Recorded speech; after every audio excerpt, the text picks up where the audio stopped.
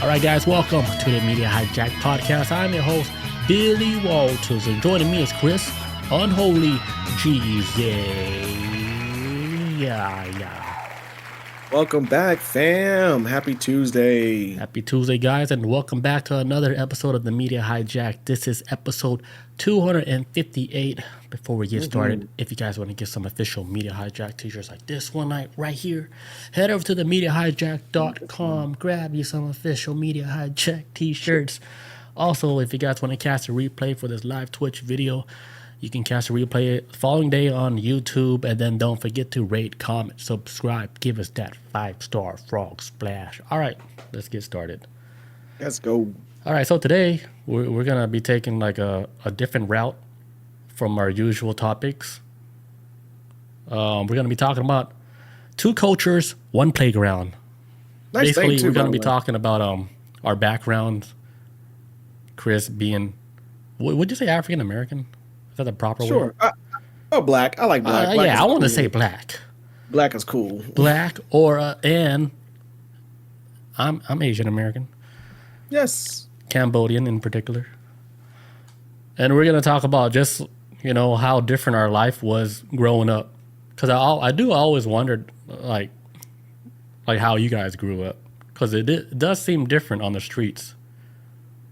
Yes. Like the culture clash. Like it's not much different because out of all the Asians, right, the one, to me, that's the most closest to how like black people are would be Cambodians and Filipinos.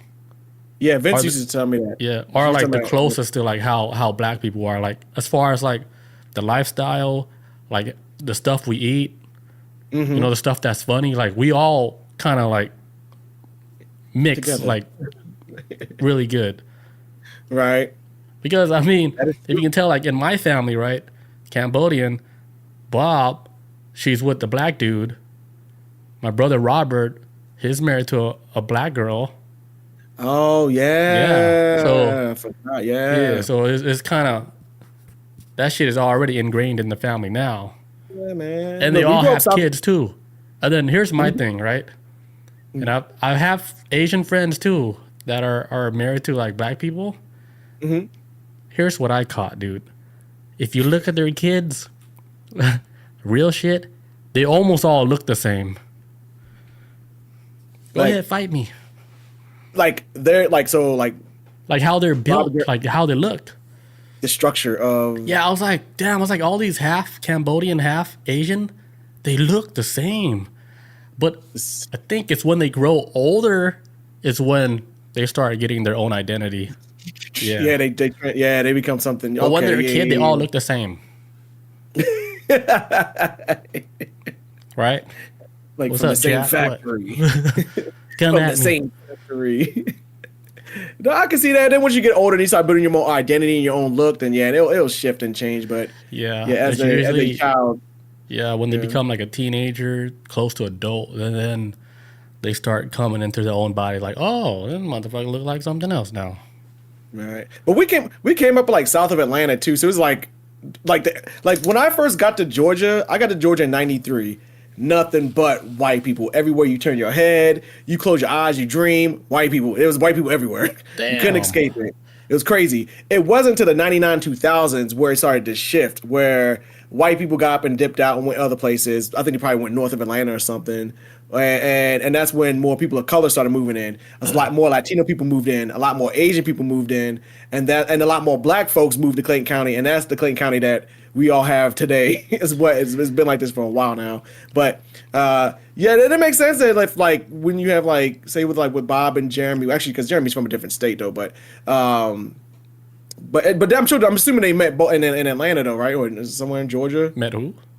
Bob and Jeremy, but as far as because with a lot of Asian people living south of Atlanta, then you probably you're gonna meet black folks out there because ain't nothing but black folks in Atlanta. Good God, yeah, it's everywhere. She met Jeremy out here, like I think on Zanga or some shit. Oh, okay, Zanga, Zanga.com. I just made that up. I don't know. I know it's on the internet. I don't know what website though. Oh, okay. I was about to say Black Planet. But it's like what? Yeah, I wouldn't be surprised if it's Black Planet. You know. Bob is like, you know what? I'm gonna make a Black Planet account. see what's going Hold on on, over let here. me braid my hair. I can just cornroll in. Let me braid my hair. I'll put that bait out. Oh man. So okay. Yeah. So I'm glad we're doing a more human episode because this weekend I was thinking about like, man, we had a good conversation about with Cambodian culture last week and Asian culture. I was like, I want to do this again, but let's do some stuff and funny facts maybe that we can relate to on each other. Yeah. Like and some history behind it. Because I ain't gonna lie, a lot of shit that I'm gonna explain to you that black folks do. All that I ain't, like not to be too much of a downer. A lot of this shit stems from slavery. I'm not joking. A lot of it. I want to hear it. I want to hear it. From like for example, like for example, the number one put is that we are loud as fuck.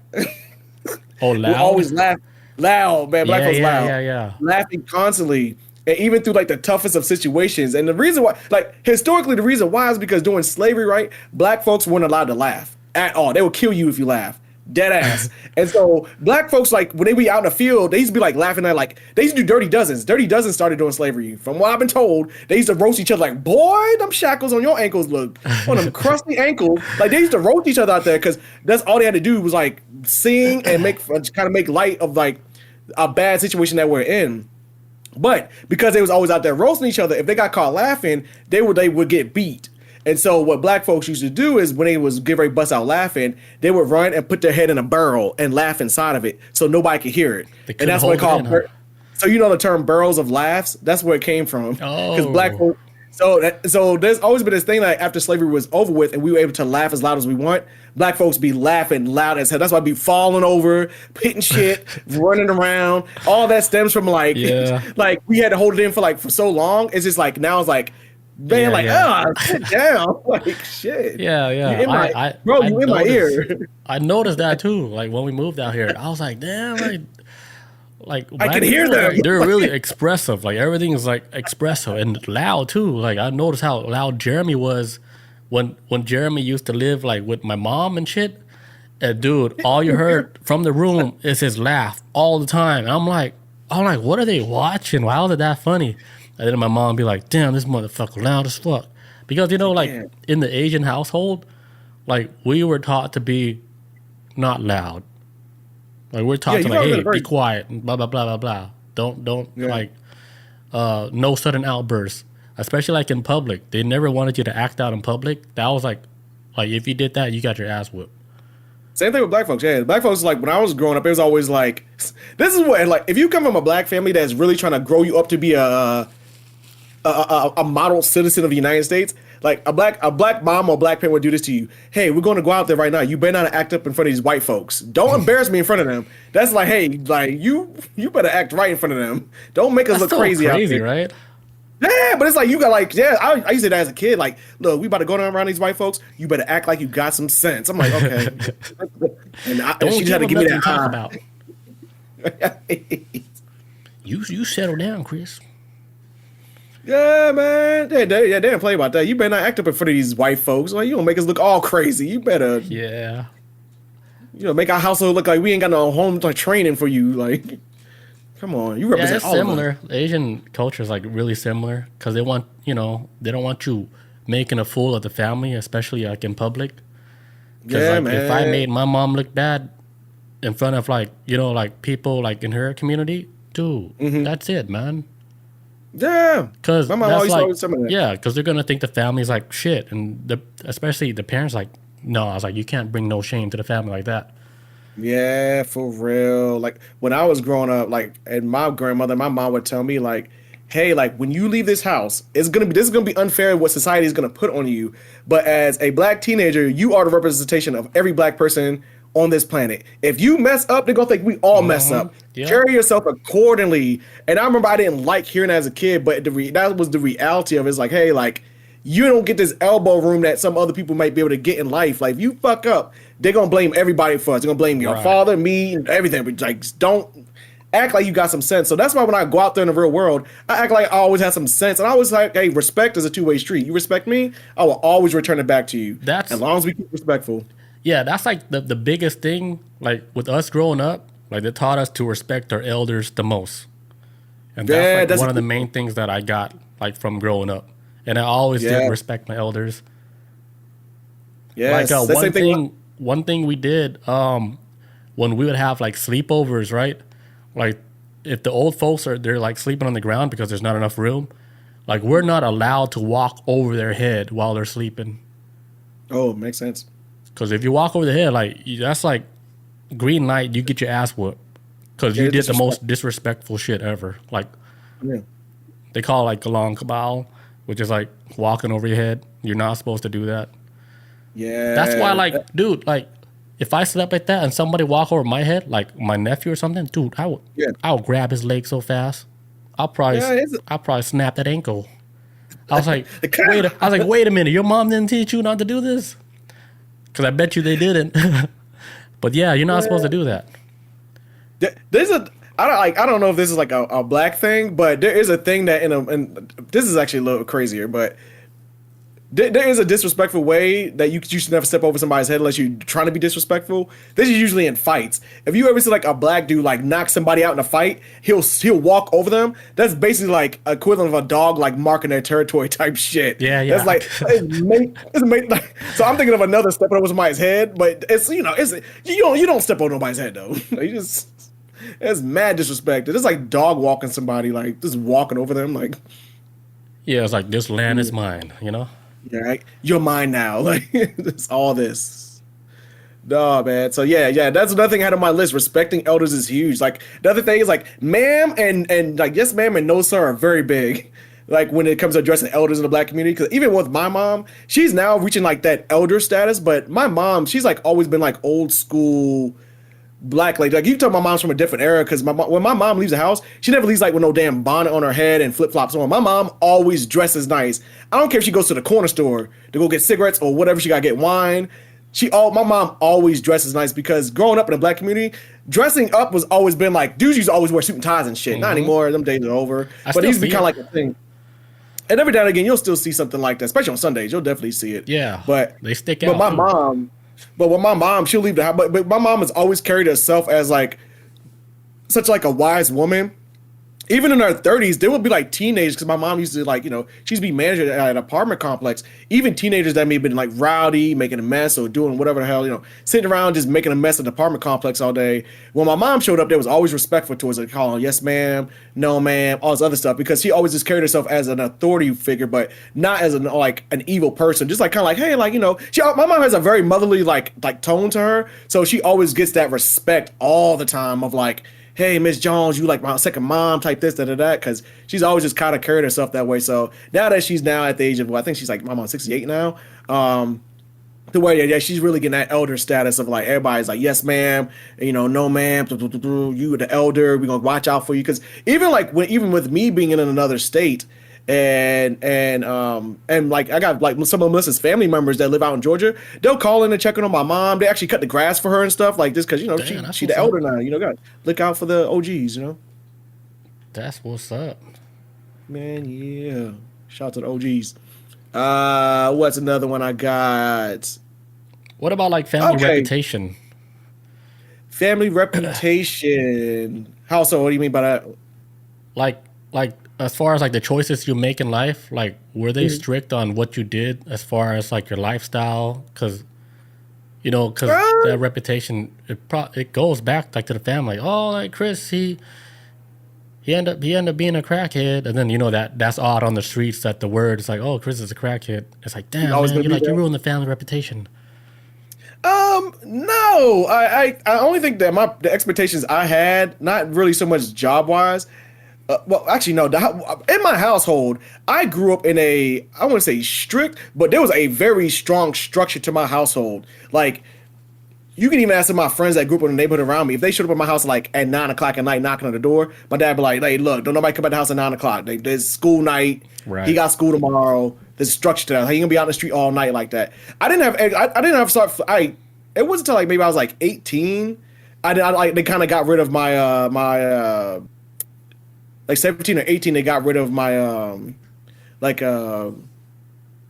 the word I'm looking for? Like shit. Your curfew? Like the curfew, thank you. I kept thinking chores. I had a brain fart. But yeah, with the curfew, yeah, like what's like I was like either 17 or 18 when they got rid of my curfew. But even then, they were like, "Hey, but you have to be mindful that you got school tomorrow. So if you want to stay out all night, da da da da. But if you don't graduate, you can't stay here either because you're showing that you're not trying to do anything." So there was always structure in my household, and like very so. Like, I remember doing the summertime, like when I was growing up, like we would always do yard work because my parents have like a massive backyard, too much backyard.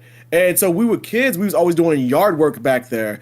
And my mom always wanted to collect rocks. She's like, I'm gonna build a pond one day, so collect rocks. So we'd be in the backyard doing sometime digging up rocks while my friends be out there doing the neighborhood, riding bikes, swimming in pools, doing all this stuff. Friends be coming up like, hey, can Chris, Lisa, Ashley, can they come out? No, they in the backyard doing yard work. My friends be like, dang, they always doing yard work. And I used to hate it.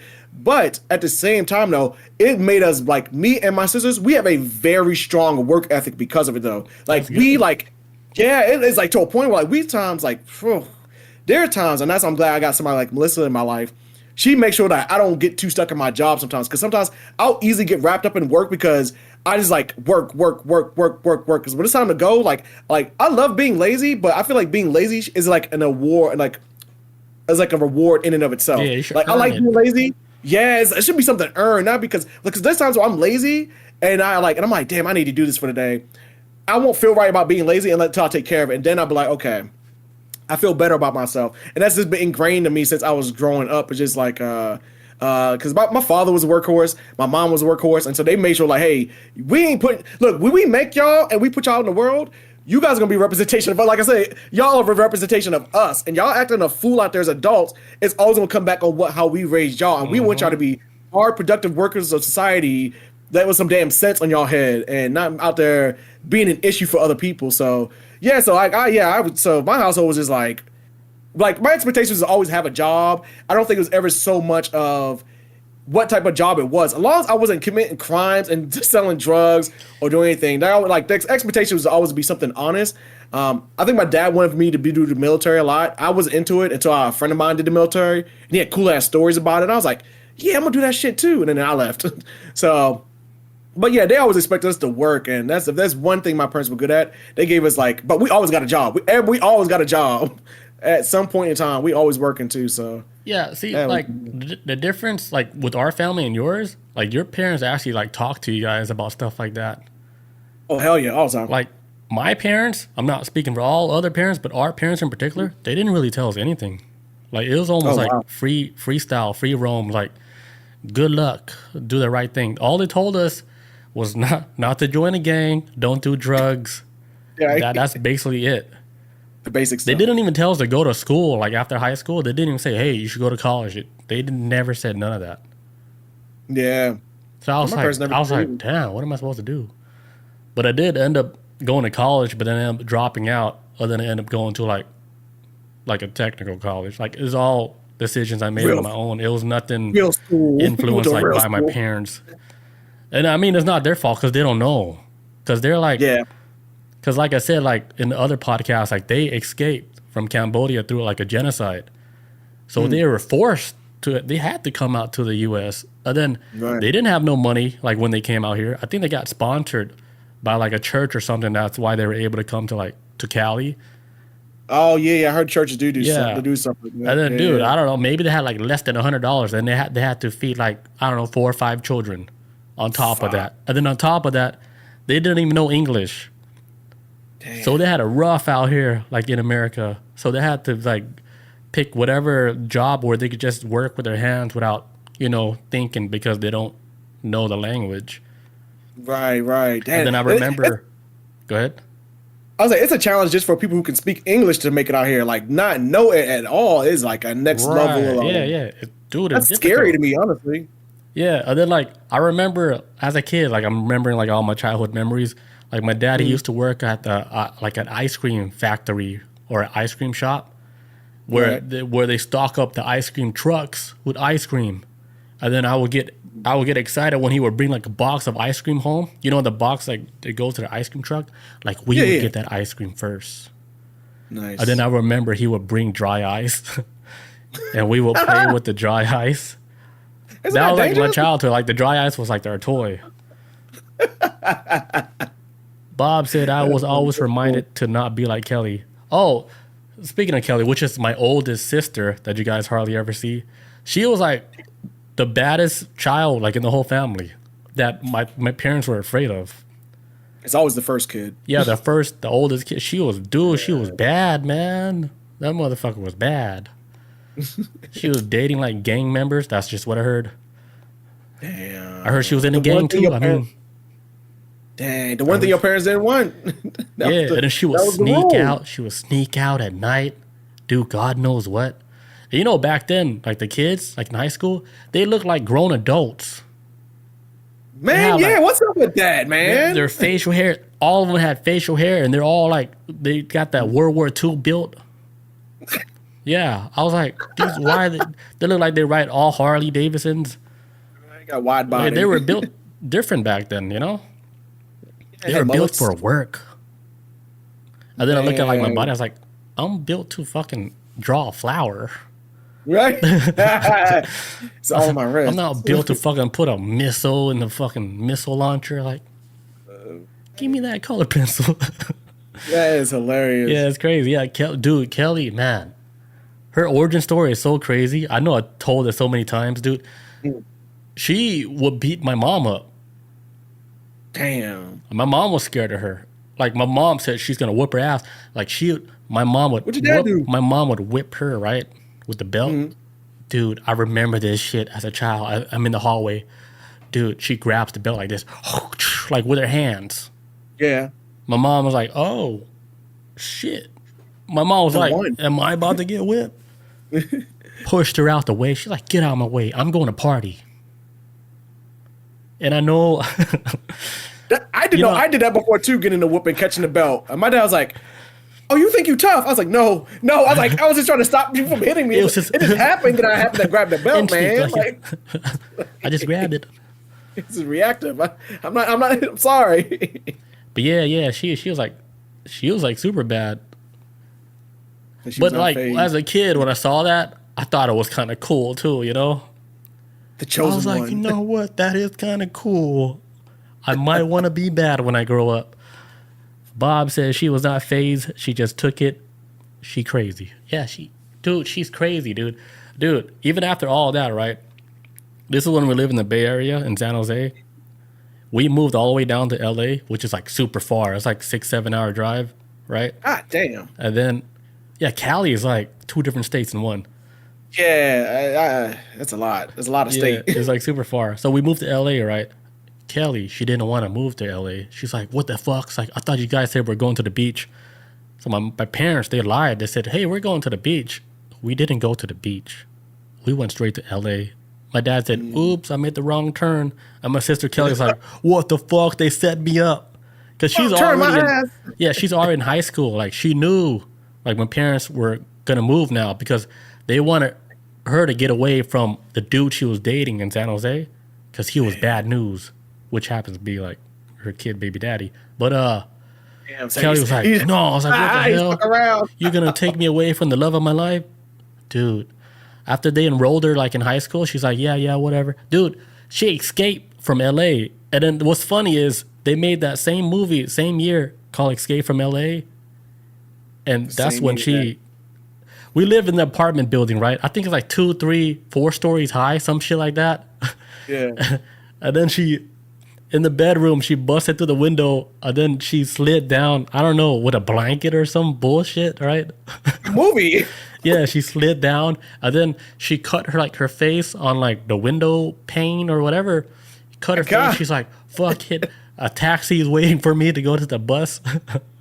Because the bus took her to the bus station, and then she went from the bus station, I don't know, 6 maybe hours he was up? there. Yeah, and then she went from a Greyhound, and she took all that shit all the way back to San Jose.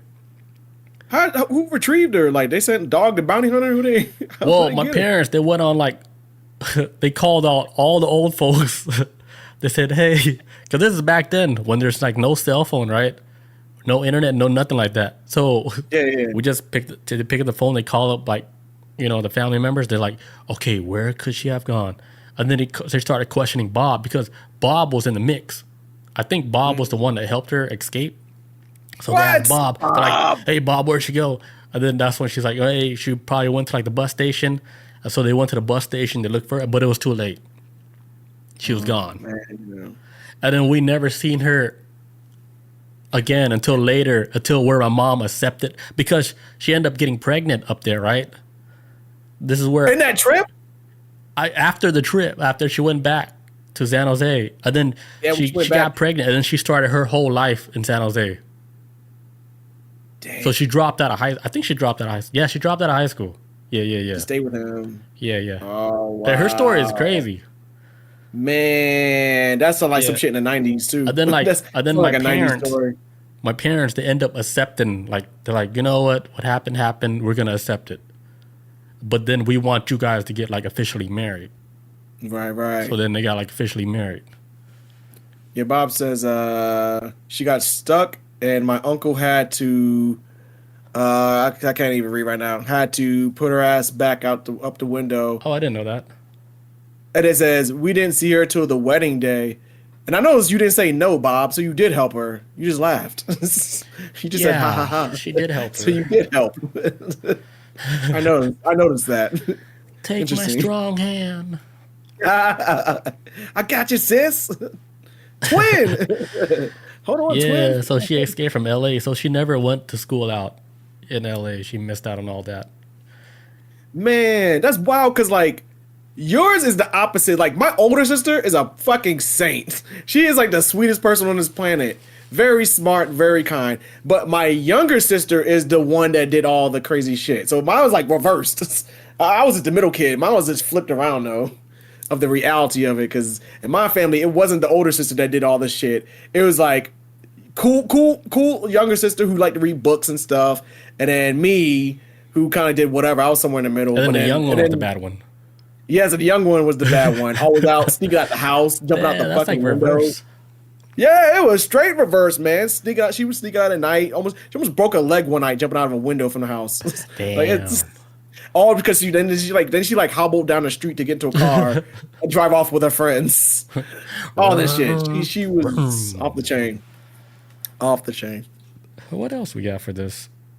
But yeah, okay, circle back around though. Another thing that I was gonna say too, that black folks, like how usually like are really good as like at making a way out of no way, like how you mentioned before, how when your family got here, right, and just basically had to start from the ground up. Man, like for me, like I grew up like a little bit in the hood at first, like up in Baltimore, but eventually like I moved to like a black suburbs, and I grew up in a black suburban area where like everybody had a job, fathers were around, kids were out on the street, everybody was black. I lived in a black neighborhood, a black suburban area. Like when I first traveled the world, and people like, hey man, so like, hey, like especially when I was in the military, hey, like Jones, where you from? You from Atlanta? Okay, Atlanta, yeah, club. And I was like, I grew up in the black suburbs, man. Everybody got a job, and it was cool. We had everybody's mama knew everybody. Like everybody was your mama in the neighborhood. So if you mess up, somebody's mama gonna go and tell your mama that you messed up. So it was like a structured neighborhood and all that, and but I remember times too, like people always like those times families fell on hard times and whatnot. So like in a lot of black communities, there's always like a candy lady. Like I don't know how things are with candy ladies after COVID. But at one time there was always candy ladies in the neighborhood, and it was like either like an older lady probably living off government assistance or whatever, but still need to make some extra money off some bills and be selling candy at the house, selling hot dogs at the house, but making the band. Them bills be paid though. That shit gets paid. See, that's why I told you like how Cambodians and black people are like really similar, because they always got that side hustle, dude. Because something, yes, yeah, because like our cousins, right, that live out in Stockton. Like when we were kids, every time we visited them, dude, their house is stocked up with like snacks that they sell like throughout the neighborhood. A snack house, yeah, right. And then we would visit, and then there'll be like random people coming in, and they'll buy snacks, and then they'll just sell shit out the house. I was like, damn. And then I remember like I felt like kind of special because like when we were over there, like my cousin, like the dad, he was like you can have any snack in the house on me. And I was like, oh shit. Like, you lie. You for real? Same cousin that touched me, right, by the way. Oh God. The dad. He cornered me. I told that story? No, I don't remember this. Dude, they do. Do you want to talk about this? Dude, I got meat checked by my uncle at that house. Damn. Yeah, the story went from happy to fucking crazy. Because I looked back at it, I was like, "What the hell? I'm being cornered right now." He was like, "He's like, just let me touch you." I'm like, "What the hell?" Like, get off me. Yeah, he got me tell your too. parents? You tell your parents? Nah, because I thought it was like a game. Oh, Yeah, and I took off, but he did caught me. So I'm like, shit, that shit kind of scarred a bit. Like thinking about that now, like, man, I know a lot of people who've been banned. I know a lot of people, a whole lot of people in my life personally that have been touched on it. Fortunately, I've never been in that situation, but I know a lot of people around me who've had like they got alone with that one uncle that somebody should have kept his eye on. Because even like, for example, like even a black family, this is huge in black family. Right. There's times where like everybody will know about that one uncle that you don't leave around kids. And it's kind of like the adults never talk about it, but the adults always make sure you don't leave a kid around that one uncle. Like, yeah. Where's so-and-so? They went, Johnny? Go get him. Get that kid away from Johnny. But see, like, at that time, like, it was, like, playful. It always came off, like, as playful. Right. Yeah. Still, like, when I'm thinking about it, I was like, yeah, that was kind of, like, playful. Like, would you do that to a kid? Would it be considered Hell playful no. to you? I ain't trying to go to jail. But see, I was thinking about like this. Back then, like, the atmosphere was a bit lighter. Yeah. Bob says, you and Robert be getting meat check all the time. See, like, we got a witness now. What? But I did remember getting cornered, and he said this in Cambodian. He's like stiep doll, thick. Like he's like, let me touch your dick for a little bit. That's what it translates to. And I'm like, shit. I'm like, no, uncle, no. I just want ice cream. But he was just trying to play. He was just trying to play like you got me.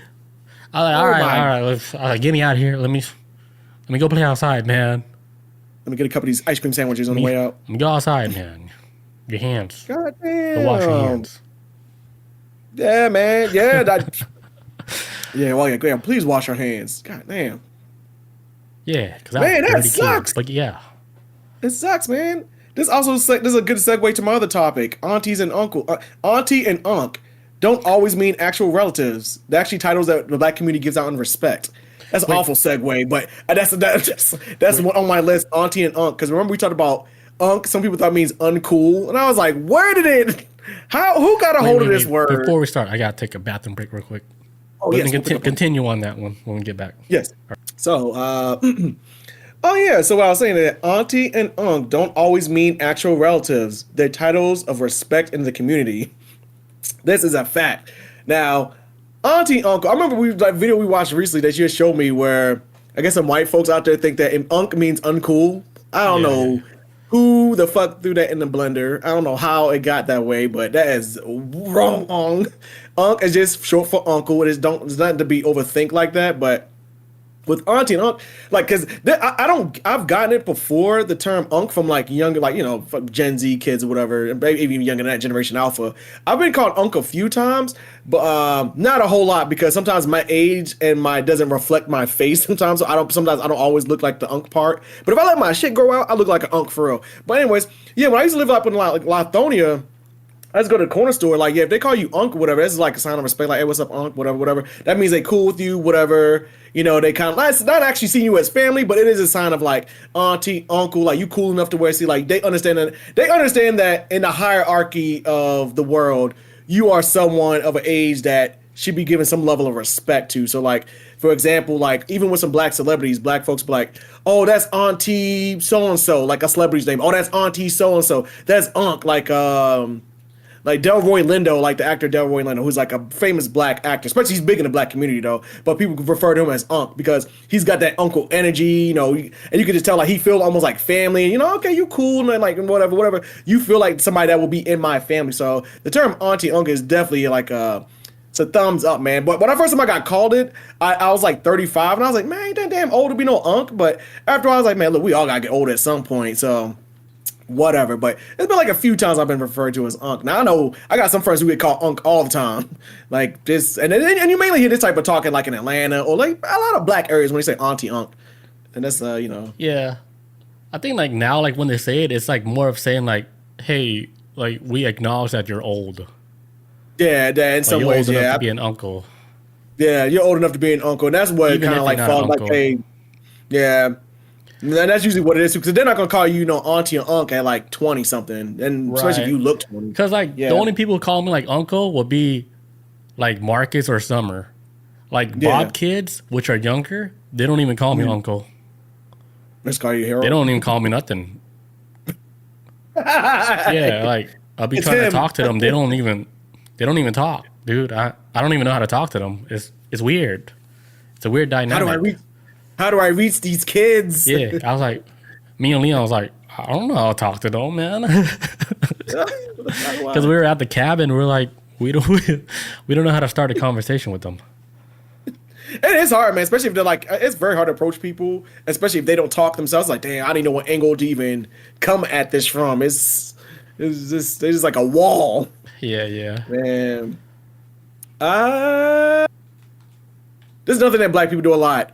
When black people say, you don't leave immediately when you say goodbye, this is real shit. So when black folks leaving functions, we'll be like goodbye, and then we're talking for like 30 minutes to an hour outside, and then we leave. Dude, we this do weird that thing. all the time. For real, that's a thing? No, like, remember like how you used to do a podcast here live? Yeah. Even after the podcast Oh. is done, we're in the room for like another hour. Another hour talking and Yeah, I was like, damn. Like, it's like we did a whole nother podcast. right? It's like this is definitely like the after hours podcast. Yeah, that is real. Like even at like That is parties and true. shit, it's like, yeah, we're about to go. Well, then it'd be like another hour. Like you get into Man, yeah. another conversation. Right. I remember after the wedding, me and Melissa, we went out to brunch with her stepbrother, and after we ate brunch, we went outside the parking lot. We were out there for like 90 minutes. I'm talking about Damn. we was out there for so long talking. The brunch spot closed and everybody went home. Like the employees, everybody left. And we were still in the parking lot talking. Yeah. I was like, we gotta do better, man. We can't just be. It's hot. 'Cause Yeah, that's it's hot another outside. similarity, like to Cambodians and like black people. Yeah, pretty similar. man. That's another one. Oh, so like, all right. So in the black community, there's a phrase that, and it's mainly like I'll hear like, it's for me. I've always heard black women say it, but there's a phrase that says, "I'm not one of your little friends." This is usually what you tell your kid that has a smart ass mouth, and they say something. He like, "Look, I ain't one of your little friends," and that means like pump the brakes. Like they Right. about to like get into belt mode. You just chill out. Just that's like a fair warning. Basically, like basically it's a warning shot to let you know, like, hey, you're a child. You're still a child. I'm the adult here. Calm your ass down, or I will show you who the adult is. And do they give warnings in the community, in your community? Like, is there any No, warning shots? not Or is like it that. I think on we site? just know already. On site. Yeah, like with the Asian community, like we just know, like our elders, like we just respect, like automatic, like we know, like not to cross like the bounds, like Yeah. there's a rope. I think most of us should know. I don't know about the new generation. I seem like it's off the rails with the new generation. I ain't gonna lie, at least with the black generation. I can't speak for other groups. Yeah, but I don't know about the new obviously black Asian kids generation, the act young up. ones. I don't know how they're treating their parents, but Yeah, their parents are seen- basically us, like people our age. Yeah. Yeah, and then I know like the people our age, we raised like the kids different. Woo. They got like a whole lot more freedom, but I think like a lot of it they missed out on the respect part. I'm not saying all of Yeah. it, but I know a few they missed out on the whole respect your elders class. Yeah, That should be and like it's gotta automatic. be a fine balance. Yeah, that should be. You should know better, Hell yeah. I mean, don't get me wrong, because there's times I had a smart ass mouth. Not with my grandma. My grandma didn't play that shit, but my mom, my dad, many times I had like smart mouth. They popped me in the mouth or whatever that was. But as I got older, yeah, I mean, it was never like complete and utter disrespect from like I shamed the family. It's just that if I didn't agree with something, I'm like, well, I would say something under my breath. That would be like, look, I ain't one of your little friends. You better look. Stop. You better stop talking under your breath. You better not cut your eyes anyway. You better not blink hard. Like, so it was always like warning shots to let you know, like, don't. Look, I know you was like. There was one time I went to a sleepover, right, when I was a kid. Yeah. It's like this little white boy. I used to be cool with. I forget his name, but I used to always go to sleepover, and how he talked to his mom sometimes would be hilarious. Like sometimes he'd call her Pam or some shit. She was fucking crazy. I would never do that in my household. That's like on site. Your ass is done if you call your parent by their first name. But Oh yeah, fuck that. I was spending the night at his house. Him and his mom would argue with each other like like it was like a democracy. Negotiations sometimes like, hey y'all, like you need to go to bed. No, I want to go to bed. You said we can stay for another 30 minutes. Okay, well 25 minutes. No, 30 minutes. I'm like, bro, what? This is like a negotiation between a child and an adult who's like in her 30s. I think we were single digits. We weren't even 10. We're like single digit kids. And so she had to be like in her late 20s, early 30s or something. But then like I remember like this time, every time I would go to the sleepover, I would go back to my parents' house and I would try to test the waters with some of these tricks or whatever. My mom be like, look, don't let your little white friend get your ass whooped in this house. Just stop. That's what real. They got. You better not bring this home. I'm like, okay, I'm so sorry. Like, I just saw it. Like, he got things his way. I'm just trying to like. I just want to try it, you know. I want to try it, my bad. Like his parents, like they didn't really react like I thought they should. So I was like, I'm gonna take this home, see if I can, you know, run this same script that he did. Yeah, because when I was a kid, I would go over to the house and like she would always make like honey buns, like homemade honey buns and stuff like that. It was really good. And then I come home, as soon as I get home, Chris, you gotta walk the dogs. Chris, you gotta take out the trash. I'm like it was cool for a little bit. Me like an episode of like Arthur, you know, like when Arthur went to visit his friend Brain. Yeah. And then he was like doing all these chores, and then Brain mom was like, "Damn, why you don't do stuff like Arthur or whatever?" Because Brain didn't do none of that. Yeah, he's making Brain look bad. Probably like the other way around, but that's the same story. Like hey, like your kid don't do what this kid was doing, make you look bad in front of your parents and shit. Like, right? Damn, like Chris, look at Chris. He picking up after himself. Like, what are you doing, Billy? You ain't. Yeah, and that would happen all the time. That would happen all the time when I would be like out with them. We go out to eat or whatever. And he would get like a smart mouth with his mom. It was like, and she would always be like, "Chris, do you talk to your mom this way?" I was like, "Oh no, no, ma'am." She's like, But then as an adult now, I'm like, well, why didn't you correct it then? Like, I see him acting like this. You see him acting like this. Correct it. Yeah.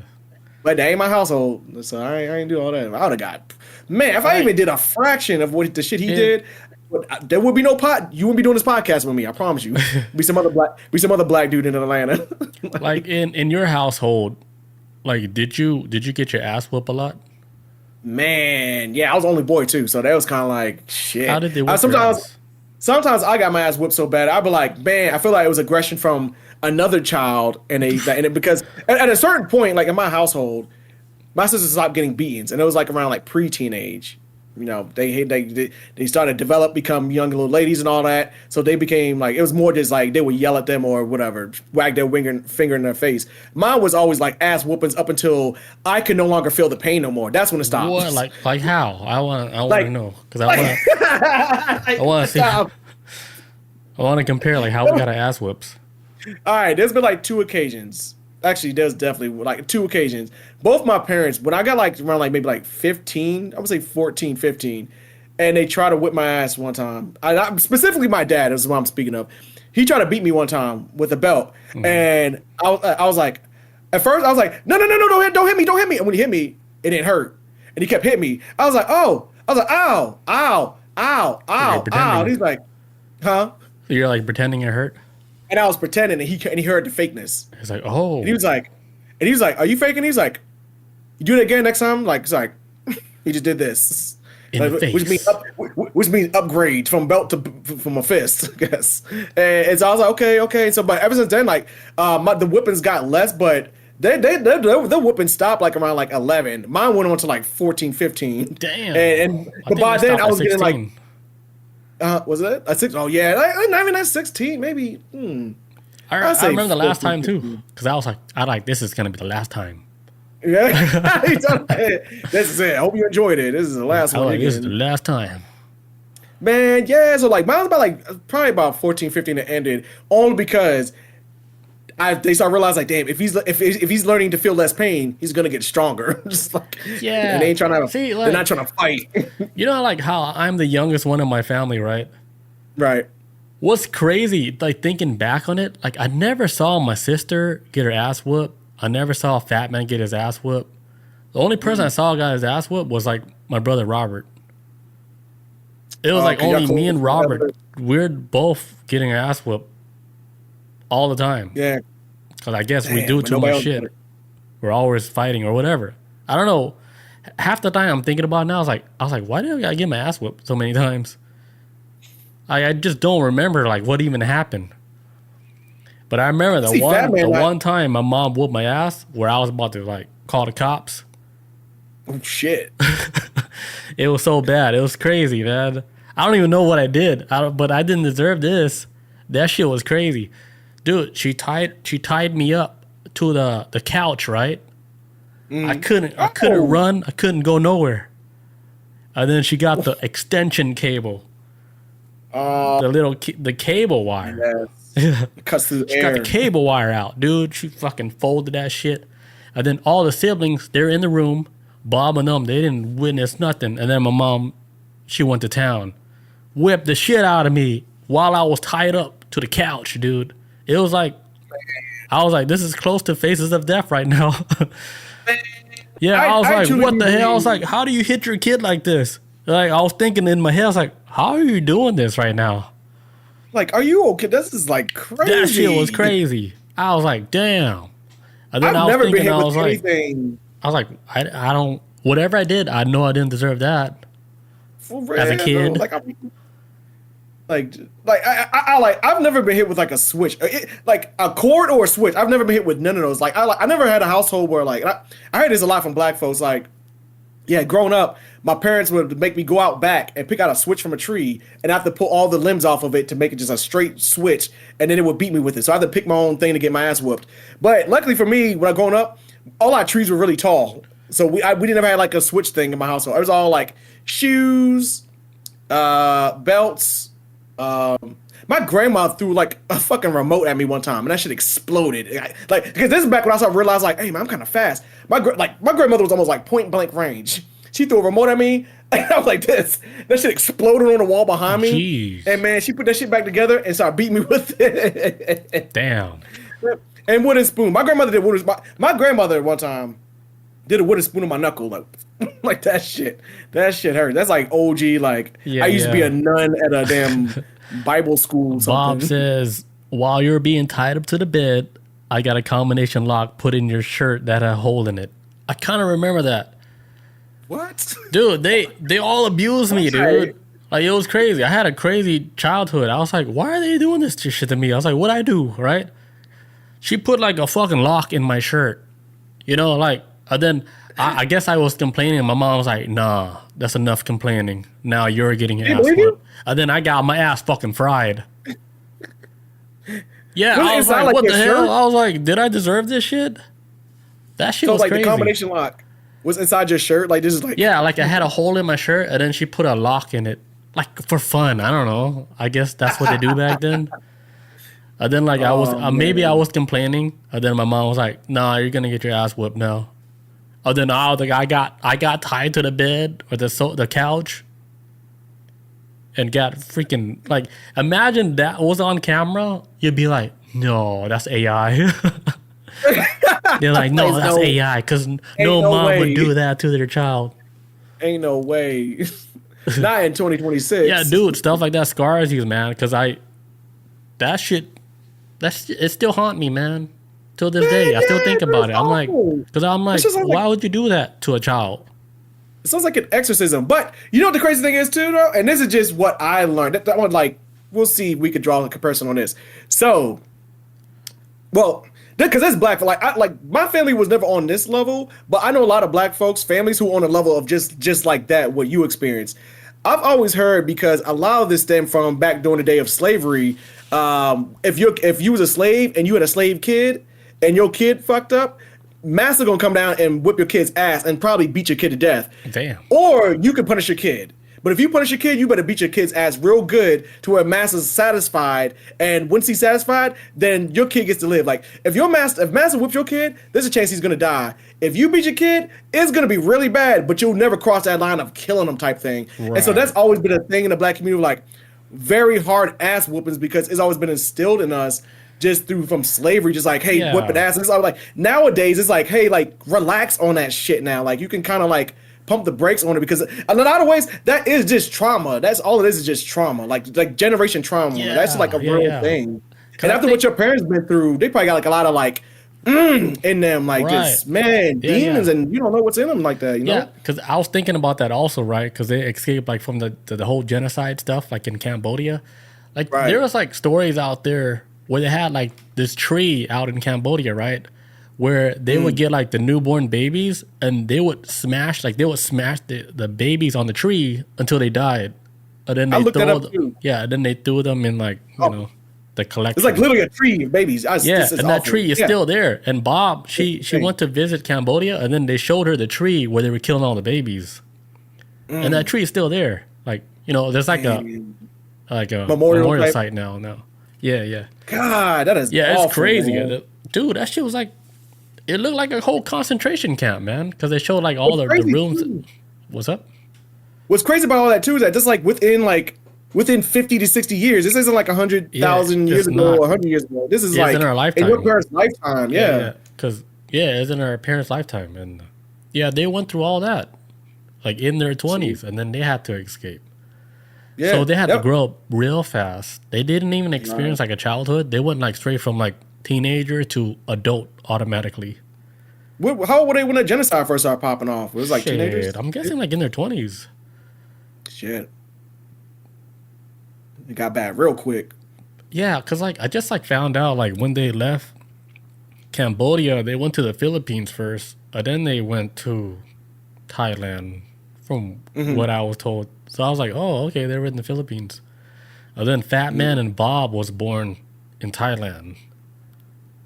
Okay. And then they flew to like Stockton. And then me and Robert was born in Stockton.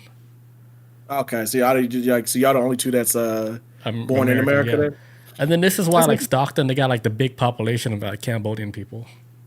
ground Makes zero. sense. Yeah, for real. Damn. That is interesting. I'm glad your family made it though, but I can see like how even just going through trauma like that, like man, when it comes to dishing out maybe physical punishment, especially to children, sometimes that shit spills out, man. There was one time Yeah. I got an ass whooping so bad with I remember like my dad got upset with me with something, and he like was running up on me on the couch like fucking Damn. quick, and all I did was stick my foot up, and my dad's dick like fucking ran right into my foot, and he fell to the Dick ground right and to your just foot? What? like because he's running up on me, and I just put my foot up in defense because I was like, Oh. man, come like he ran up on me, and he like his foot like ran like his balls smashed right into my Oh, foot and then okay. held it up, and my dad fell to the ground like in pain, and next thing you know, like bro, like I don't know what happened after that. Next thing you know, I was getting dragged across the carpet, Damn. but shit got fucking crazy. Were you guys drinking? Real bad to the point where he had to apologize to me the next day, and I was like, what the fuck, man, like chill, but. Daddy Jill.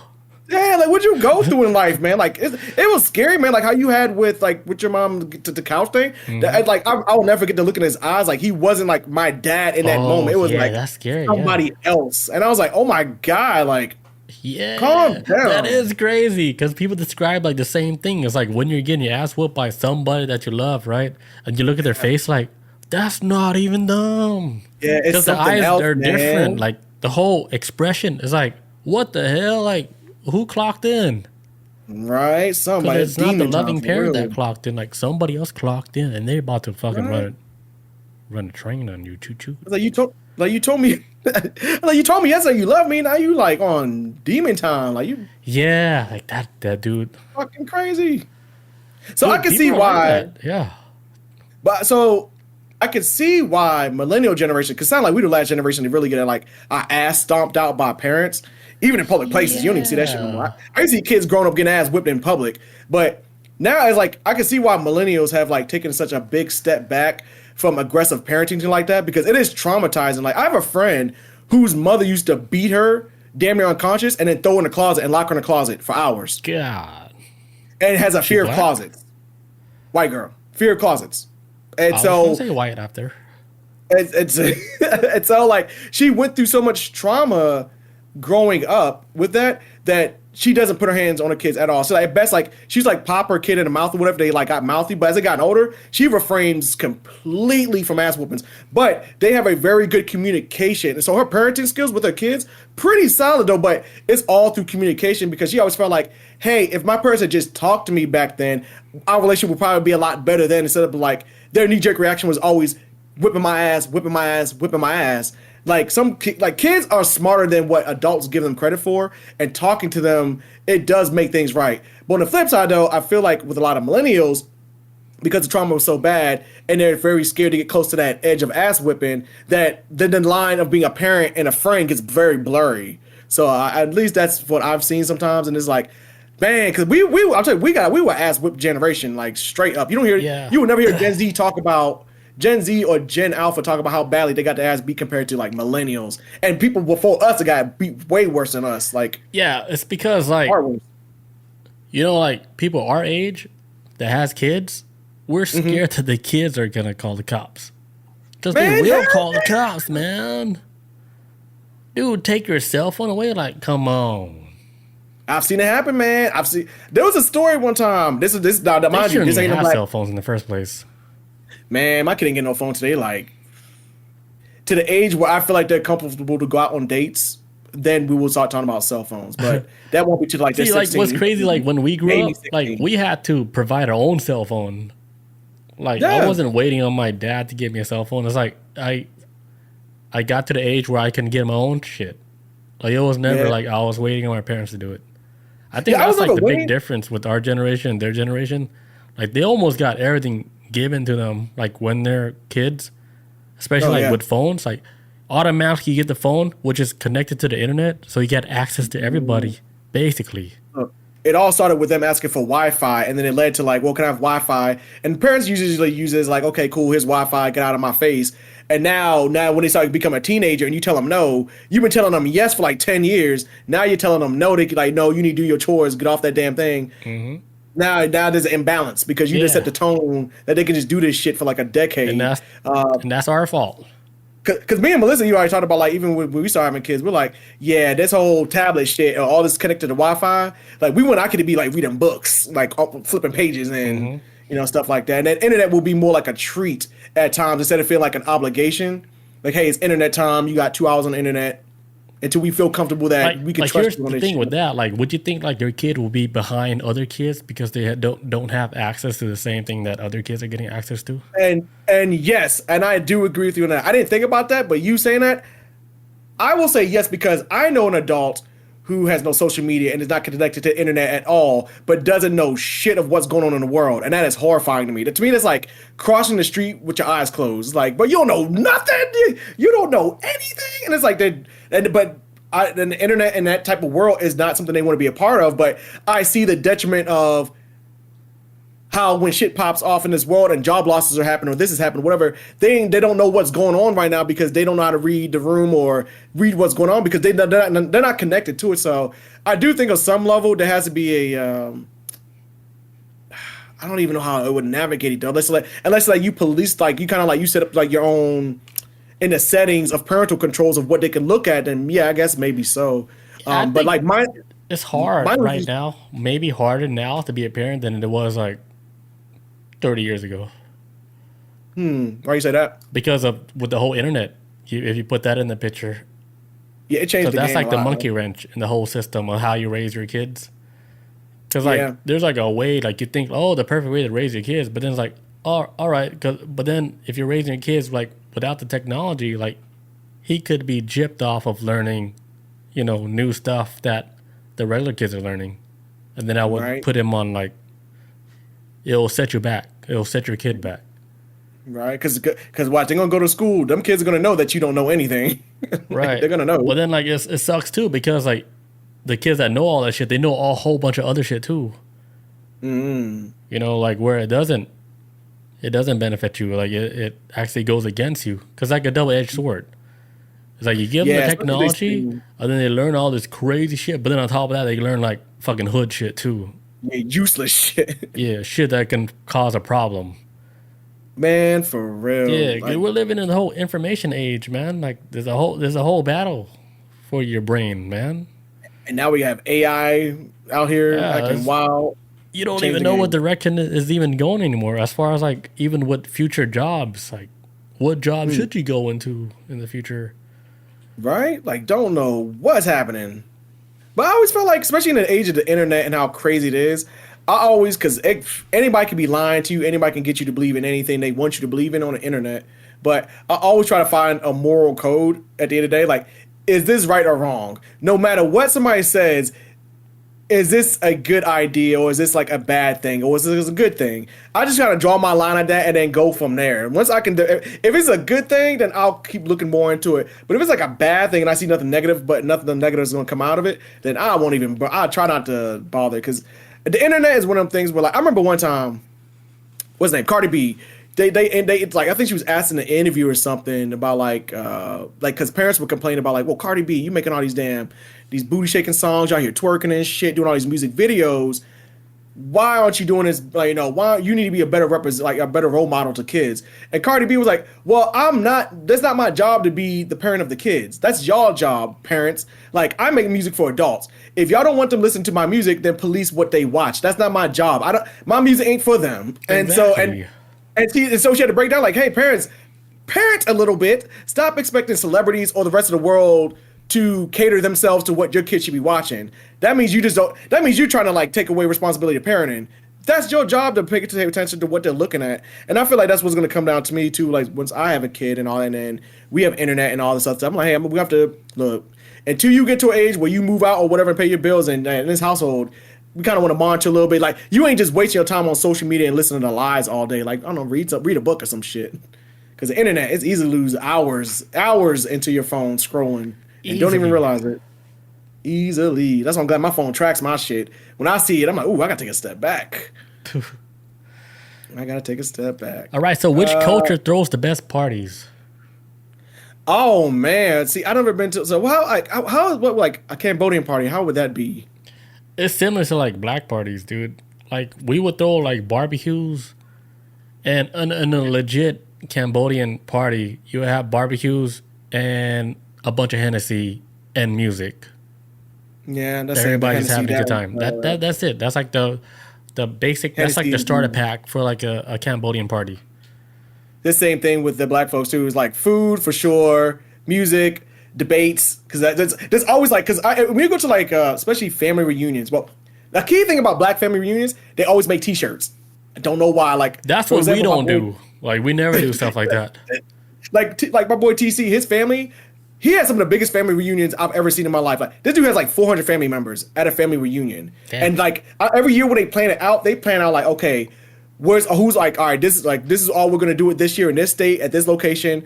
Every family member that's coming needs to pay $25 per head. Well, they have a whole system, Jeez. crazy, and they make shirts, everything. Same thing with one of Melissa's best friends. She's a black chick. Her family does the same thing, massive like 300, 400 like family reunions, and they make T-shirts. My family does not know. We don't do T-shirts, but we do set up very good structure, and we'll do like dance contests, karaoke, Yeah. all that we stuff. don't know- Yeah. There's always different like sector groups. Like, hey, like okay, all the black folks that like talk about politics, y'all be at this table talking about politics. We always have a spades table. Spades is like last night, Melissa went to play a card game with me, and I didn't feel like playing spades because spades is like one of those games that I was traumatized as a kid because my parents are vicious at spades. They used to tear me up in spades, and I can play spades. I'm okay at it. I know how it's played. I can win games, but man, I don't like the teamwork required in it because people turn on each other real quick in spades. It gets too personal, so I avoid spades. But that's a huge thing that black folks play over there. But honestly, but on a side note though, because my wife is Puerto Rican, Mexican, and Polish. Damn. So and yeah, she got a lot going on. And but on her mother's side of the family, they mainly straight Puerto Rican, right? And on their side of the family, like, but they like, have you ever been to like a Latino house party? But that shit don't never end, bro. I have. They like, but like, since I like me and Melissa got together and I started going to Indiana to meet her family, but them parties be ending like at 3 o'clock in the morning, 4 o'clock in the morning. But we started at noon. I'm like, bro, y'all don't get tired. They still doing shots, and then and this is what happens too. Like after the party ends, everybody goes to sleep, and the next day everybody comes back over and help clean up. But everybody eats the leftovers after everybody was cleaning up. then you drink some more, whatever liquor's left over and whatever food's left over. You have to demolish everything. And so it's basically like 2 parties in one. It's crazy, but Yeah. The wild thing, like, I learned, like, about, like, Hispanics, dude, they would find anything to throw a party for. It could be any little thing, and they're like, we're throwing a party. And then they do the whole shit, dude. Man, it is wild. Okay. And throw it together real quick. Shit gets thrown together real quick. Yeah, so it's kind of similar to, like, Cambodians, right? Like, we do the whole card game, too. Like, we'll play, like, we have our own card games that we play. But it's usually like everybody have their card games, and then we have the alcohol, and then the food, and then everybody. It's minus the politics. Yeah, so I've never once heard anybody bring politics into the picture, like, because we're just all hanging out. Yeah. See, I think of it it is for Black folks, because politics is such a huge part of our existence. Like, my grandmother used to tell me, like, hey, like, when I was a kid, like, I was like, this is like the 90s. My grandmother told me this heavy shit.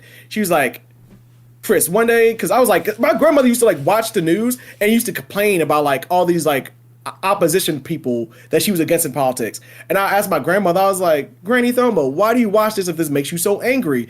And she was like, Chris, you need to. So she was like, baby, you need to listen to me. Politics is what got us out of slavery. It could put us back into it.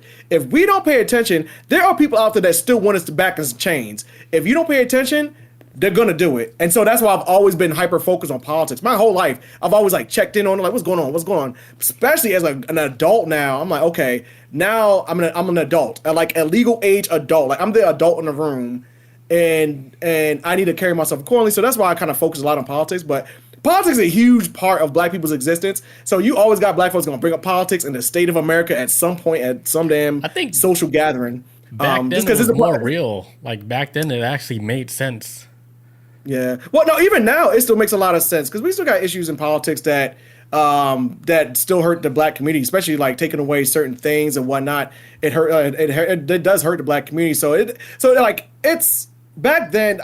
I will say like this: there's never a point in time that Black folks need to ever stop paying attention to politics because we're not in a position to be laxy daisy like. We're on top of the food chain, but we're not on top of the food chain, so we need to be careful like how easily we can slip into oblivion, and we really ain't got nobody looking out for us at all. So it is a massive part of our culture. It's actually a huge part of our identity of voting in America. It's a rite of passage, and so but the Black folks are like really like. I mean, don't get me wrong. I know some Black folks who don't know shit about politics. I know some Black folks who can't tell you who the president is right now. I'm not joking.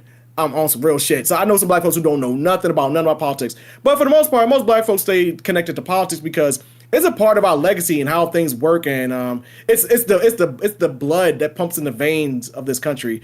And it's a devil's game to me because it's like the bad guys are able to get away with whatever they want only if people don't participate. That's the devil's bargain. If people don't participate, then the bad guys can do whatever they want.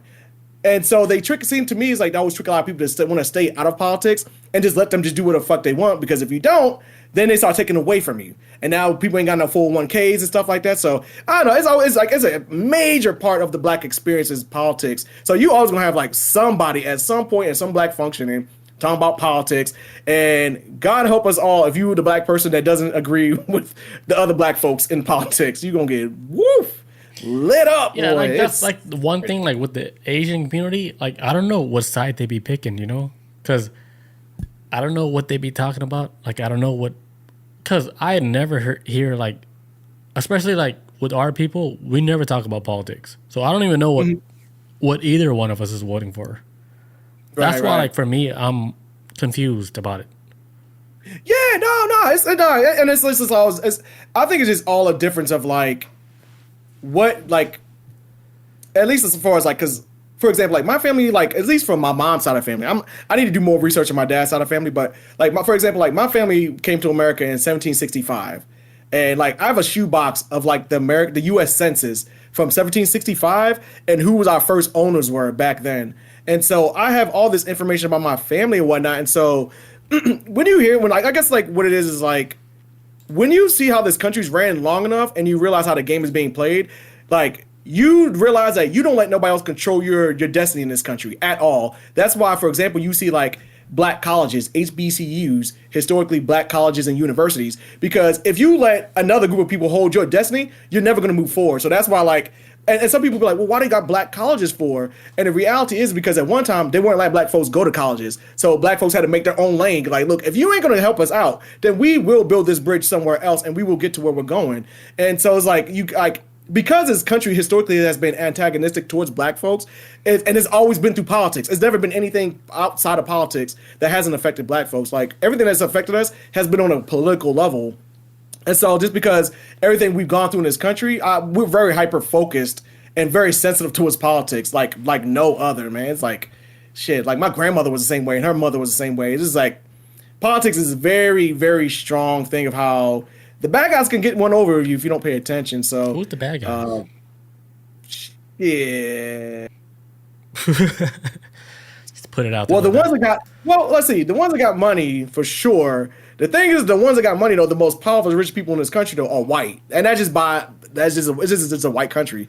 It's 60% white people. So usually, if they're going to be the good guys, they also have to take the load of the bad guys, too. Because you hear, like, weird stats, like, black folks commit, like, 50% of the crimes in America, but there's only 13% black people in America.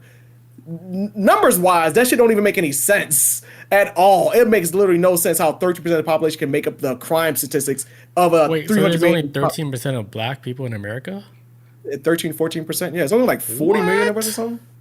Mm-hmm. That's like recent. Yeah, it's not like this is recent. This is like right now in 2026, only like 14% of us. So how much is Asian people?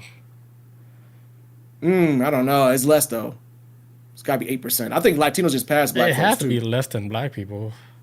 Yeah, I think it might be 8%. I might be wrong. But I know black folks are like 13, so there's more 14. Latinos than black people in America? I think it just passed too, like within the past year. Holy shit. But we'll see, because they're doing these crazy-ass mass deportation now, so we'll see what the population looks like at the end of it, because they just snatching up anybody in this ICE shit.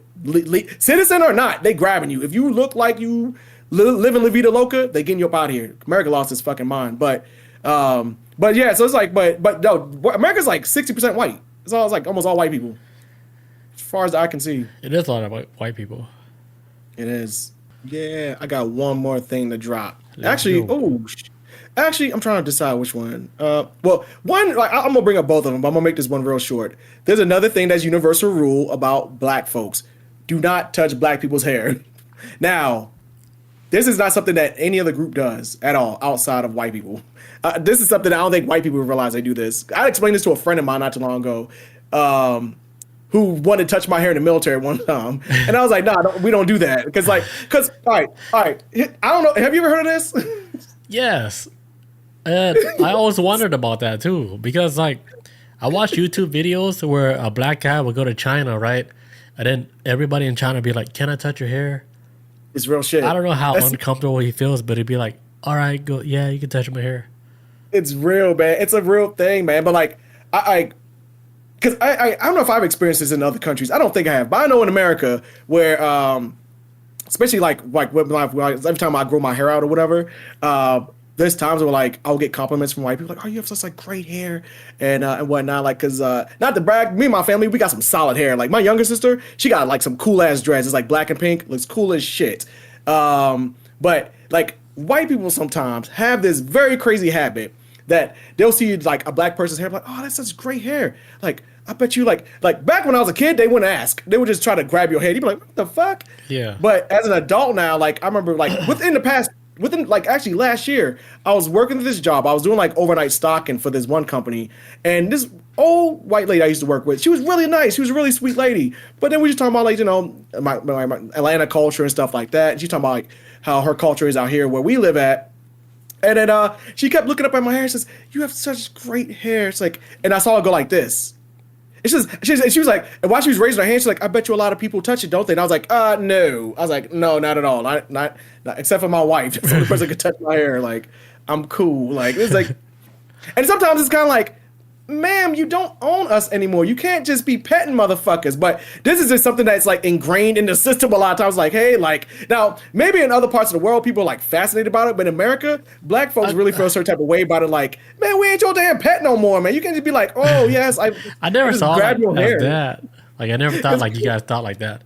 But yeah, like, that's the thing. Like for me, like I was curious how it did feel like, you know.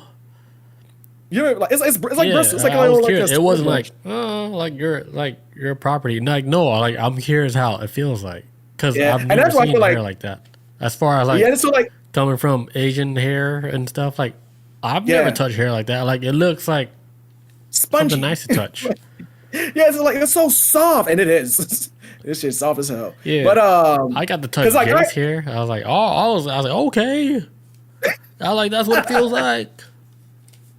well, here's the thing too. Like so, like with black people are like, and I'm pretty sure outside of America, I'm almost certain that black folks probably don't feel as strongly like this about other groups doing it, because it may just be like I hear like because that's how I went to other countries who have probably haven't seen a black person in years, and they be like they'll stare at you like walking through the country, and it's like not as an insult. I was like, holy shit, like they're here. Like one of them is right here walking down the street. I've been to countries like that. I'm like, man, and it's never anything out of cruelty. It's just like, holy shit, it's them. Like it's like stuff like that. Yeah. So, but in America, it's like black folks definitely feel a certain type of way when white people want to do it because our history is a lot. Our history, black and white history in America, it's a lot, man. So a lot of these things when they want to do it, it's kind of like, man, ain't your damn, fuck off me. You guys and white people, you guys got a lot to talk about.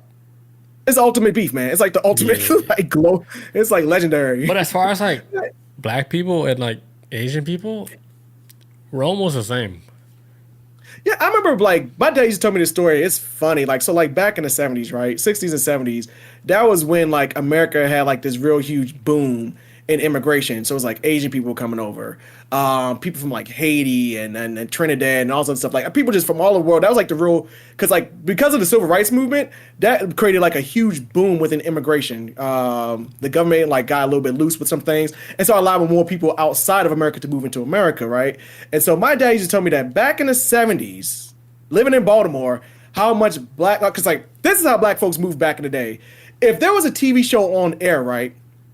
If there was like a white cast on a TV show back then, and there damn near was always all white cast, if there was one person of color, not a black person, not a Latino person, not an Asian person, any person of color that was on the show in a show full of white folks, that was always black people's favorite character. And my dad always told me that really started happening back during the TV show Green Hornet with Bruce Lee, where everybody's like, Green Hornet always got his ass whipped in some episodes, but Bruce Lee was always showing up saving the day, whipping ass. And black folks love Bruce Lee a lot. Especially like it's like up in Baltimore, like the relationship I see with Asian folks and black folks having in Baltimore is almost like they coexisting with each other. Like they have their shop set up there, and my dad like used to always go to a Chinese food shop all the time or Asian food joint. He's been going to since high school. That was there when he was in his 60s. Right. Crazy shit, and where the kids took over the business type shit.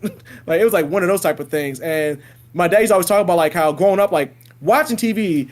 As a black person, you never had any representation of a black person. So if you saw anybody of color on TV that was not white, that would automatically be your favorite in the black community. So back then, that's where you had like folks like with with Wu-Tang and all this other stuff, like black folks who just like started loving Asian culture big time. And this is before the anime boom, when black folks really lost their fucking mind. But this is back when like it was just kung fu boom. But black folks always was like this thing. It's like, man, like Soul Brother, like that was like this turn they say like in the 80s, like, hey, like Asian man, black man, Soul Brother, man, like you whipped that white man, you kicked Chuck Norris's ass in that movie, like you one of us, like. So there was always like this type of thing, like if you was against like the oppressors, you was like in our eyes like on our side, like it's like you was an ally just for the simple fact that you were like in a TV show full of all white folks, you was that one guy, Asian person, Indian person, Native American person, whatever, that stood out, and you stood your ground in a room full of white men type shit. I think like with the new generation of Asians, like we're more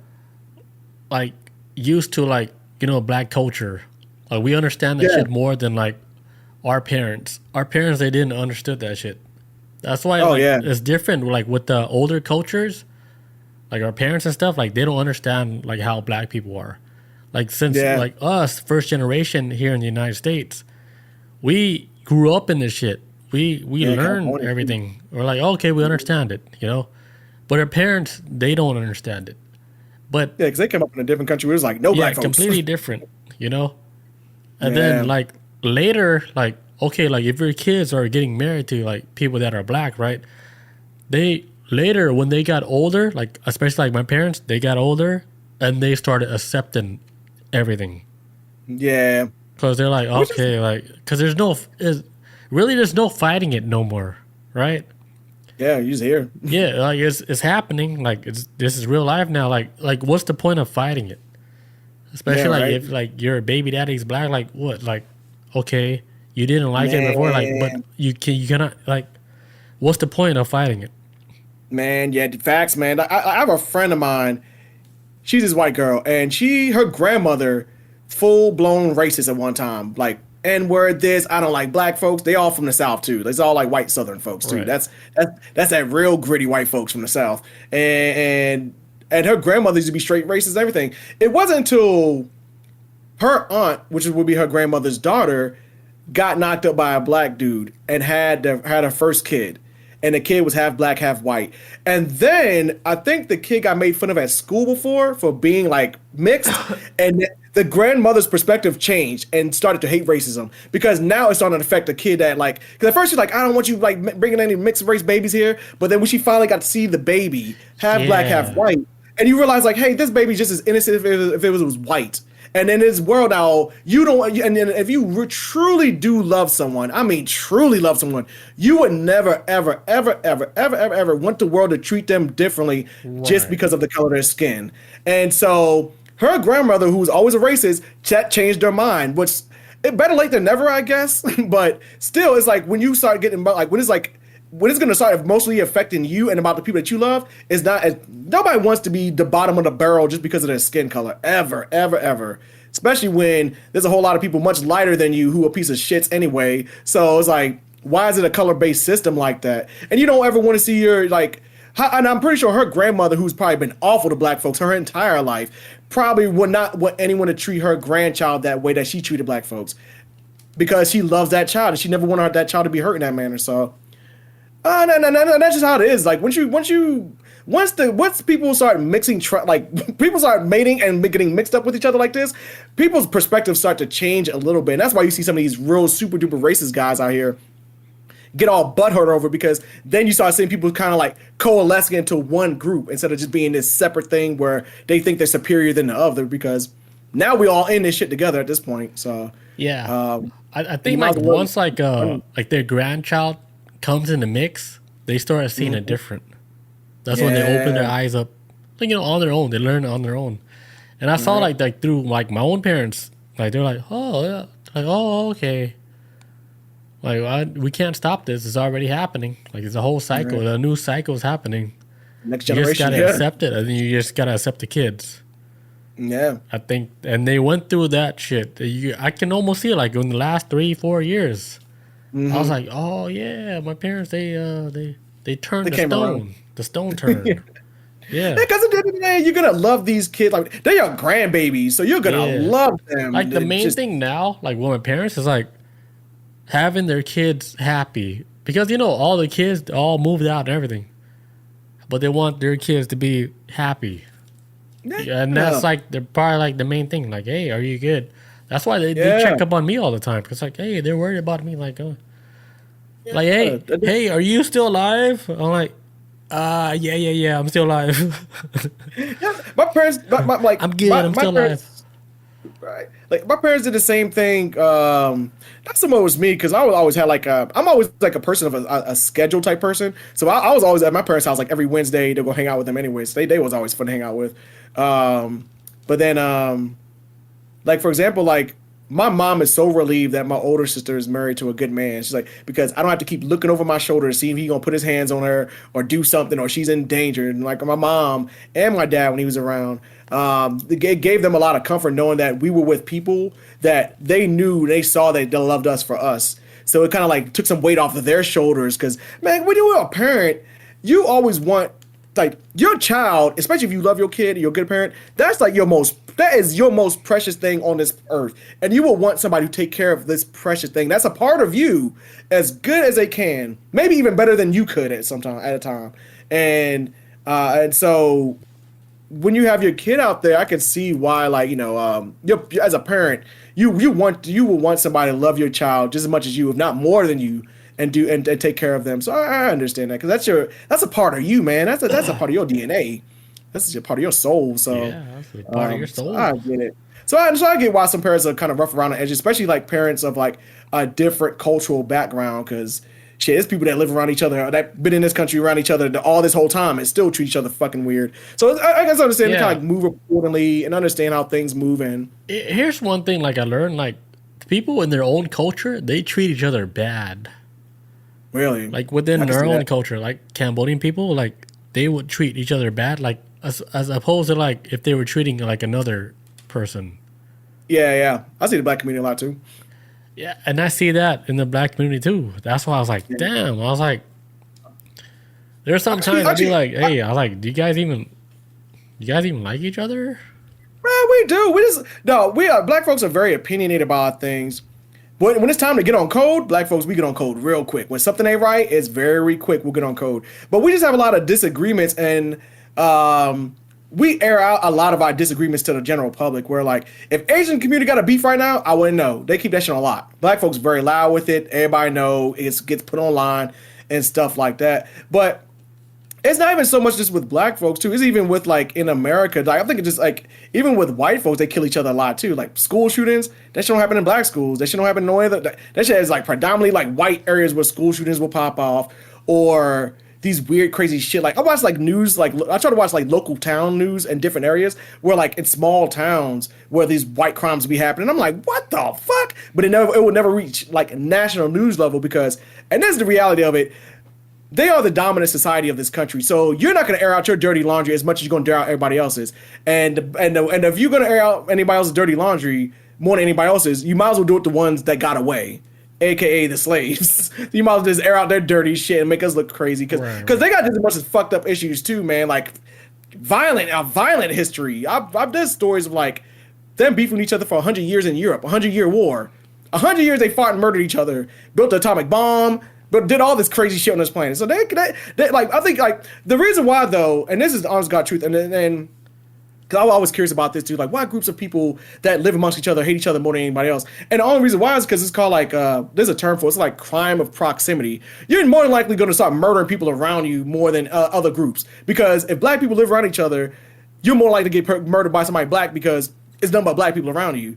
Same thing if I went over to Asia. If I'm going to get murdered by anybody, I'll probably get murdered by somebody that's Asian because there ain't nothing but Asian people out there. Same thing in America. White people might get murdered by white folks more than anybody else because, for one, it's 60% of them, and they don't live around anybody else either. America is still very segregated. Groups of people still live in their little pocket areas. Now, some of these areas may cross borders and mix with each other, but for the most part, white folks live secluded away from a lot of folks, especially black folks. Everywhere black folks at, white folks try to go the other way. It's called white flight. It's a real term. But they'll go with their, and they'll do what they stuff and do weird crimes with each other, murder each other. It's real shit, man. Yeah, because I heard about it like with Clayton County, like, well, the whole black people moving in Clayton County, and the white people took off. I seen it, man. They went straight north. I was there. I was there when it happened, man. I was like, and it happened. This is when I first moved to Atlanta, right? Mm. When my first expectation, because I lived out in LA, and I was like, all right, we're moving to Atlanta. My first expectation was, we're going to live around a whole bunch of white people in churches, right? I was expecting to see a bunch of white people. Man. Dude, we flew out here to Atlanta, and we're like, what the fuck? Yeah, dude, all we saw was black people. And to me, this was like my culture shock. I was like, what the hell? I'm not used to this. Because when we lived in LA, right, I've never seen so many black people like in LA. The most I see is like Mexicans, Asians. Like that's like the majority of the people we saw. So we moved out here to Atlanta, and I saw all these black people. I was like, what the fuck? I was like, this is a culture shock right now. Yeah, I was LA's so still shocked. the same way too. Yeah, I was like, what the hell? I was at LA last year. It's still like that too. It's like Asian and Latinos, and at one time it wasn't like a lot of big black groups out there. But over time they done moved over to the East Coast, I guess, and they're not where I'm at. I can promise you that they are not where I'm at. So I feel like a lot of them just bounced at one time, and now it's like when I was in LA recently, I was like, damn, man. It depends on like what area you go to, but yeah. As far as like the area we grew up, I've never seen like that much black people. That's why like when I moved to Atlanta, I was so shocked. I was like, wait a minute, the whole school is black. Yeah. And I was like, and I saw like one or two Asian people, and I was like, and then I saw how they acted, right? And they acted black too. I was like, I was so confused, man. They marinated too much in the sauce. I was like, whoa, I was like, what is going on? It was a weird time, dude. Yeah, because like when I first got to, like I said, I got to Clayton County in '93, and when we got there, like I said, all white. And I remember my sister complaining about, like, in my class in elementary school, I always had at least 2 other black kids in class with me at a minimum. But my younger sister, when she was started going to school, she would have like no black kids in class. And we just came from Baltimore. Baltimore is a city where like 75% of the people there are black. There ain't nobody else but black people in Baltimore. So we went down to Atlanta. It was like, oh my God, this is like lily white. And I remember like going into my first elementary school, and it was like pictures from like, you know, the early 80s and early 70s of like students that used to go to the schools, and it was all white kids. It was nothing. Just a number of white kids. And after a while, yeah, man, after the Olympics, and then them white folks, for some reason, just got the hell up out of there, and then just all went up north, and then black folks took over Atlanta, and it's been like that ever since. It has been like that ever since. So, man. like, I got here after all that. Yeah, it was different, man. It was very different. For one, it was I ain't gonna lie, it was much boring back then. It was not as much cool shit as it was, and when they had things, it was a lot of trees. It was beautiful, but shit, man. After a while, more people start moving there, and like then they building another Spaghetti Junction. I don't know what they got going on, man. Dude, 285 got another Spaghetti Junction.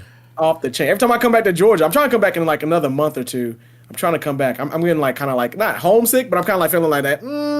I need my Georgia fix. Wait, when are you coming? It was March, April, May. I might come out in May. Maybe in April or May. I'm trying to decide. Whenever I'm done with this job I got right now, because I'm on contract right now, once it's done, I'm going to take a break in between jobs, and then I'm going to come back here and get back on the grind again. But I might do like if I April can get you a job out here, like, would you stay out here? Ooh, we'll see, though. We will see. 'Cause I got to see how Melissa's going to move with her job, too. But I would be down, because we did talk about it, too. About the job thing. Mm-hmm. We're trying to figure out where we want to move. But now my family's talking about wanting to leave America. But that's a whole other thing. Wow. We're having a family meeting. We've been talking about wanting to leave America. This shit's off the chain, bro. This inflation about to go up, bro. The dollar's about to crash. We're like, is the grass really green on the other side? Yes. They have better healthcare. Those places if have it's so much in better like healthcare. Thailand or in the Southeast Asian countries. Something, man. My mom's like, talking about our dollar. My mom's like, it worth way more out there, like in Thailand or in Cambodia. Like, our dollar is worth a lot, dude. Well, like right now it is, but like the stuff that's been going on, especially with all this like crazy shit, that this tariff war and stuff like that, a lot of countries right now, which I can see why, but a lot of countries right now are starting to turn their back on America. Almost all of them, including Europe. And Europe is supposed to be our brother. They turning their back on America right now because, not to get super duper too political into it, but in a country where its voting base is very inconsistent, right? So you have somebody like Obama who's president, and then you have somebody like Trump, and then you have somebody like Biden, and then you go back to Trump again. Those are two like political extremes. That's like two different sides of the party, where if I was another country and I was trying to deal with America, I'm like, damn, they don't even know how they want to vote in this country. It's very inconsistent, because then you'll get a president who wants to work with us and do all these tariffs, and then what's not to say in 8 years they'll bring in another president that's going to fuck up all these deals and try to raise tariffs on us. And it's like, why? I would never want to do business, as me, Chris Jones. I would never want to do business with somebody who's inconsistent on payments or anything. Like, I'm not going to work with you if you can't show that you're not consistent and you're not, being responsible about things. And so right now, a lot of countries right now have been turning their back on America, because it's like, how can we cut deals with you if every 8 years somebody's going to keep coming in to tear this shit up, and then we back doing this shit all over again, and then you're going to have somebody that comes in that's a president, fix it, and then like so right now a lot of people have been like really speculating like on the American dollar. This shit's about to crash. Which means even if you go to another country using American dollar, it ain't gonna mean nothing, because America's economy is like fucking tanking right now. And they're saying like straight up right now, they're saying there's people leaving America more than any time in history of America. That people are kind of like, oh shit, we might have to leave, because if this inflation goes up like the Great Depression, fucking loaves of bread gonna cost $50. And that shit has happened before. So it's like, man, I'm not trying to be here. And y'all ain't keeping no jobs over here either. I could work an American job overseas somewhere, or IT. So that's why I've been trying to stick with remote jobs too, because we got to bounce. Because my mom talking about going back to Africa. She talking about going back to the What? motherland. Your mom talking about going back to Africa? Yeah, my mom was like, because we have where, family. what part in Africa? West Africa, because that's where our tribe, our family, that's where we're originally from. We're from West Africa. We trying to go back to, and I looked up the picture too. It's like a desert on a coast. It's beautiful. It's fucking gorgeous. I'm like, oh man, Fuck it, we're all going there. Let's go, man, dude. But yeah, Send America's me in a hard time location. right now. We're all going there, Yeah, America's in a crazy time right now, and we're not coming back. But for the Atlanta job, though, to circle back to that, though, yes, keep me in the loop on that still, because I would have to do it, because we did talk about an arrangement of where, like, if I were to get a job out there, I would stay out in Atlanta, and then because Melissa, we can fly for free any damn where. I'll just fly back on my weekend on the days that I'm not working, and then do that or whatever. So that's an idea we did toss around, though. So that's So if I can get you a job out here in Atlanta, you guys are moving back out here. Yeah, at least get it something started. That's what we was talking about. But okay, now with the conversation, I'm gonna start tomorrow. Yes, just let me know what's up. Because I need a job tomorrow too. Man, it's all right, man. I've applied for like 3 jobs this weekend, so I'm fishing for something right now because my contract is up in 2 weeks. We all right. We're both gonna start getting serious by tomorrow. I'm gonna send you everything. Tomorrow. Oh yes, I gotta send you the links and stuff too. Yes. Yeah. Yes, See, man. me and Chris, like we're so connected. Chris is sending me all these job stuff, and I'm sending Chris job stuff, and that's the whole thing about IT, man. It's networking. I've learned that. Like somebody told me, like, man, the networking is real. I even got cool with my career service lady. Cool as shit, man. Sometimes she'll just text me like, "Hey, what's up, man? Like, you watch that show?" Like, she cool as hell. But I like networking. I get cool with people like this. I'm like, man, like she helps. She's like, because we're so cool with each other. Like, I'm gonna let you know these jobs coming up real quick before we really post it on the website. I'm like, thank you, so I can get ahead of this. Yeah. Man, are we good today? I think we good, man. This went long, man. Yeah, it's almost like 2 hours minus 20 minutes. Chop off that 20. All right, guys. Thank you guys for joining us. We'll catch you guys next week on Tuesday. Peace out. Adios. See you guys.